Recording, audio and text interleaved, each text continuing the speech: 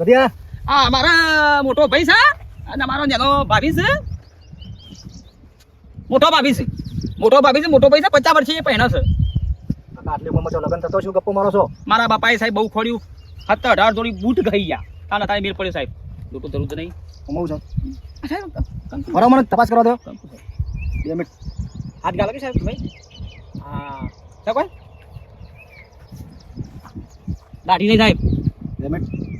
આ તો આજકાલ ચોર પાસે દાઢી નકલી લગાવીને આવે તો સાહેબ. શું છે ભાઈ સાહેબ? તમે શાંતિ ઉભા રહો, અમને અમારું કામ કરવા દો. તકલીફ થઈ ગઈ. આ લોટામાં શું છે? એ અમારે સાહેબ અમારો જર છે પવિત્ર. અમે આ મોણભાઈ ને કોણીભાઈ લોટો આલીએ ને તને હગુ પાકતા પાય કહેવાય.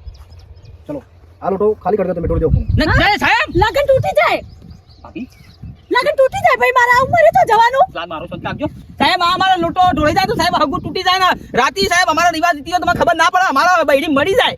કાકા મારે તપાસ પૂરી કરવાની છે. અહીંયાથી 10 કરોડના હેરાફેરી થાય છે.